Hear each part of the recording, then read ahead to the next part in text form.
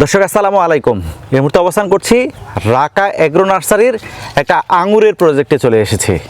কতটুকু জায়গার মধ্যে আঙ্গুর লাগানো আছে, এই আঙ্গুর গাছ কিভাবে পরিচর্যা করেছিলেন, আপনারা যারা আঙ্গুরের চারা ক্রয় করে নিয়ে যাবেন, নিয়ে যাওয়ার পরে কি এমন পরিচর্যা করবেন যে এরকম থোকায় থোকায় ফল চলে আসবে, সার্বিক বিষয়ে জানানোর চেষ্টা করব। তাই যারা ভিডিওটি শুরু করছেন শেষ পর্যন্ত দেখলে এই রাকা এগ্রো নার্সারির মালিকের নাম্বার আমরা স্ক্রিনে দিয়ে দিব। নাম্বার নিয়ে ওনার সাথে যোগাযোগ করে আঙ্গুরের চারা ক্রয় করতে পারবেন, ওনার প্রজেক্ট ভিজিট করতে পারবেন, পাশাপাশি আঙ্গুর সম্পর্কে আরও বিস্তারিত জানতে পারবেন। চলুন তাহলে ভাইয়ের কাছে যাই। ভাই আসসালামু আলাইকুম। আসসালাম। কেমন আছেন ভাই? আলহামদুলিল্লাহ, ভালো আছেন ভাইয়া? জি ভাই, আলহামদুলিল্লাহ ভালো আছি। আপনি শুরুতে আপনার নাম সহ ঠিকানাটা বলবেন দর্শকদের উদ্দেশ্যে, তারপর আমরা এই আঙ্গুর সম্পর্কে একটু জানবো। দর্শক, আমি মোহাম্মদ আব্দুর রহিম, বাংলাদেশ সেনাবাহিনীতে চাকরি করি। চাকরির পাশাপাশি আমি এই প্রজেক্টটি গড়ে তুলেছি। আর আমার যে লোকেশনটা, এটা হলো চুয়াডাঙ্গা জেলার জীবননগর উপজেলার রায়পুর ইউনিয়নের রায়পুর গ্রাম। আচ্ছা ভাই, কতটুকু জায়গার মধ্যে আঙ্গুর রোপণ করছেন? আমরা এটা রোপণ করেছি 66% জমিতে। আমরা এই পুরা বাগানটা গড়ে তুলেছি। এখানে বিভিন্ন জাতের আঙ্গুর আমরা রোপণ করেছি। কি কি জাত আছে হবে, মানে একটু যদি ধারণা দিতেন, কয়েকটা উল্লেখযোগ্য নাম। আমাদের এখন বাণিজ্যিক আমরা যেগুলো করেছি, এর ভেতরে 3টি জাত হলো সবচেয়ে উল্লেখযোগ্য জাত। সেটা হলো 4টি জাত। একটা হলো বাইকনুর, একটা হলো একলো, এটা ব্ল্যাক এম্পোরার, আর একটা হলো গ্রিন লং, এটা গ্রিনই থাকবে এই কালারটি। আচ্ছা, গাছটা যখন রোপণ করলেন, রোপণ করার কতদিন পরে আঙ্গুর ফলটা পাইলেন? এটা বাইকনুরগুলো 4 মাস পর থেকে দু একটা ফল বা ফুল আসে। তারপরে এটা সিজনালি একটা টাইম আছে। যেমন টাইমটা হলো জানুয়ারির শেষের দিকে এটা কাটিং দিতে হয়। কাটিং দিলে কাটিং দেওয়ার পরে আপনার একটা ছত্রাকনাশক একটা আছে, এটা ওই ওষুধটা দিলে তখন এটা ডালপালাগুলো বের হবে এবং নিচে খাবারটা দিতে হবে। যেমন জৈব সার দিতে হবে, কিছু আপনার বোরন দিতে হবে, তারপরে ওই টিএসপি দিতে হবে, এই ধরনের কিছু সার, ঠিক আছে। যেমন হচ্ছে পটাশ সার দিতে হবে। খাবার আছে প্রায় 7-8টা খাবার মিশ্রণ করে এটা গাছের চারিদিকে দিলে এটা যখন লতাটা বেশি হবে, লতার সাথে সাথে এটা এই ফুলগুলো আসবে। একটু আগে আপনাকে ফোন করছিল একজন, জি। ফোন করে বলল যে আপনি আঙ্গুরের চারা পাঠাইছেন, সেটাতে কোনো রকমের পাতা নাই। না, জি। আমরাও জানি যে এমন এক সময় আসে গাছটা রোপণ করার পরে কোনো পাতা থাকে না। আচ্ছা, এই যে পাতা থাকে না, এর মধ্যে কি গাছটা বেঁচে থাকবে? মানে এটা তো লতা জাতীয় জিনিস, এটা পাতা পড়ে গেলেও কোনো সমস্যা নাই। যখন গাছটা রোপণ করবে, রোপণ করার পরে অতিরিক্ত পানি দেওয়া যাবে না গাছে। দিনে একবার পানি, অনেকে কি করে অতিরিক্ত পানি দেয়, পানি দিলে গাছটা মারা যাবে।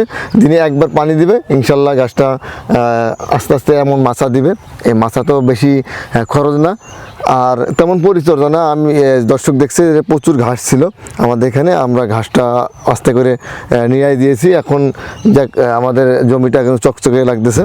এত পরিচর্যা কিন্তু আঙুরে নাই, ঠিক আছে। গাছটা রোপণ করছিলেন কিভাবে? কতটুকু গর্ত করতে হয়, আর রোপণ করার সময় কোনো সার কীটনাশক দিতে হয়? এটা রোপণ করার সময় শুধু একটা সারই আমরা ব্যবহার করি, সেটা হলো গোবরের সার, যেটা আমরা বাংলায় গোবরের সার বলি, অনেকে জৈব সার বলে, ঠিক আছে।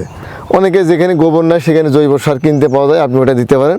তারপর জৈব সার আপনি নিজেও তৈরি করতে পারেন। যেমন আপনার ঘরের ভেতরে যদি তরকারির খোসা থাকে, ঠিক আছে, তরকারির খোসা, ডিমের খোসা একত্রিত করে আপনি একটা জৈব সার তৈরি করে গাছটা রোপণ করবেন ছাদে বা ড্রামে রোপণ করে দিলে আপনার ইনশাল্লাহ গাছটা এই ধরনের গ্রোথ আসবে। এটা কিন্তু 1 বছরের একটি গাছ, প্রচুর পরিমাণে ফল আসছে, দর্শক কিন্তু দেখতেছে।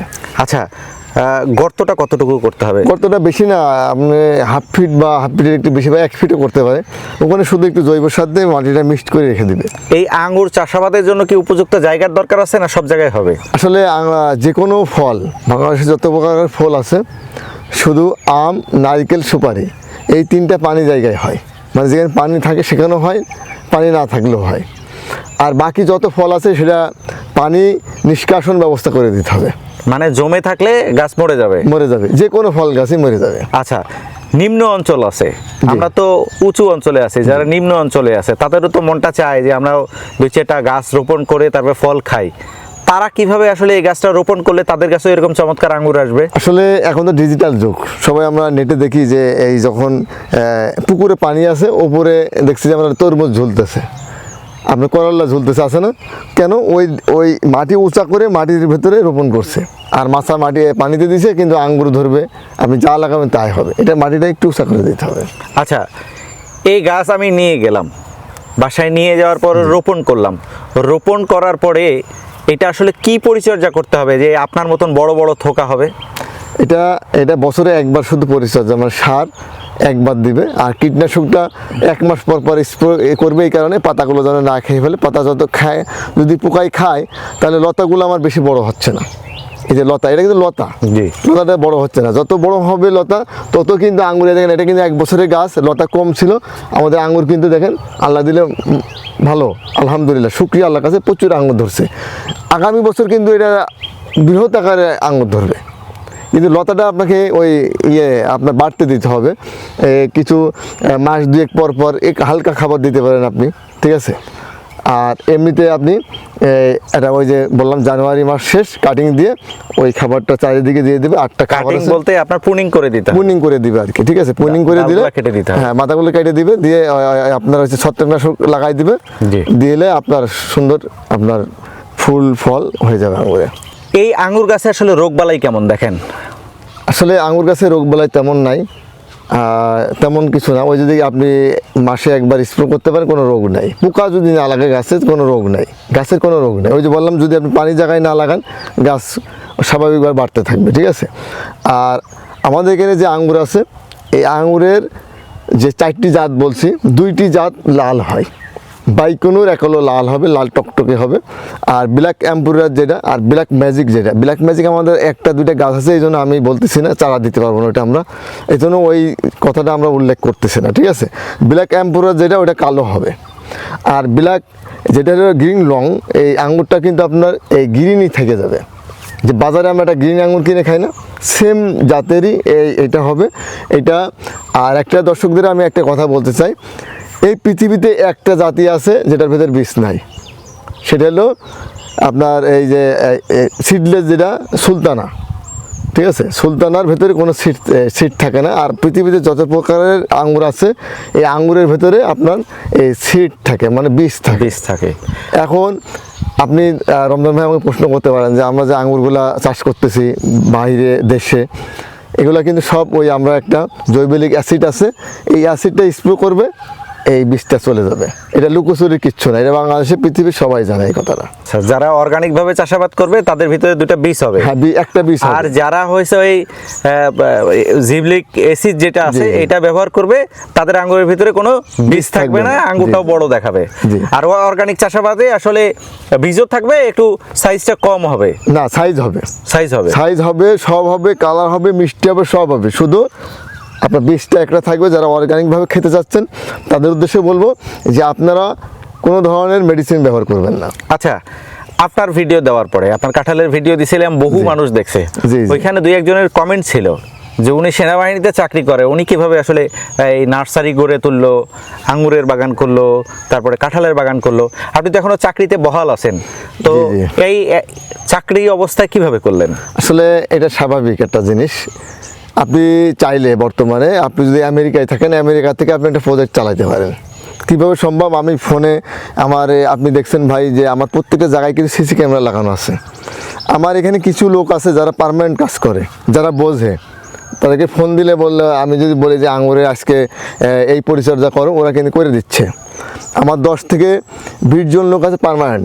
আর বাকি লোক যখন বেশি লাগে, 50-60 জন, তখন আমরা বেশি নিয়ে আসি লিভার। যারা বোঝে এই বিষয়ে, যারা সার দিচ্ছে, আপনি যার তাতে সার দেবেন, গাছ মারা যাবে, বুঝলেন। কিন্তু আমি ওখান থেকে সিসি ক্যামেরা দেখতেছি আমার এই সমস্যা, এই গাছটা, এটা আমি দিচ্ছি। আর আমি ছুটিতেও মাস গেলে একবার আসি, এইটা পুরো দুনিয়াটা আমাদের এটা চক্কর দিই, ফার্মটা দিয়ে আমরা দেখি কোনটা কী সমস্যা, ঠিক আছে। তো এর উপরে আমি আইডিয়া করে ওই সিসি ক্যামেরা দেখে আমার লোক আছে, ভিডিও কলে দেখাই, ঠিক আছে। আর একটা জিনিস কি রমজান ভাই, আপনি যদি মানে প্রেমে না পড়লে কোনো কিছুই আপনি কিন্তু করতে পারবেন না, মানে জয় করতে পারবেন না। গাছের প্রতি একটা আলাদা ভালোবাসা আছে। তারপরে আরেকটা বিষয় হলো যে ইচ্ছা করলেই উপায় হয়, ইচ্ছা শক্তি থাকতে হবে, পরিশ্রমের মানসিকতা থাকতে হবে, তাইলে যে কোনো সেক্টরে সফল হওয়া যাবে। দেখা যাবে যে আপনি এই যে চাকরি অবস্থায় এটা করতেছেন, যখন রিটায়ার্ড করবেন তখন ফুল টাইম এখানে সময় দিতে পারবেন।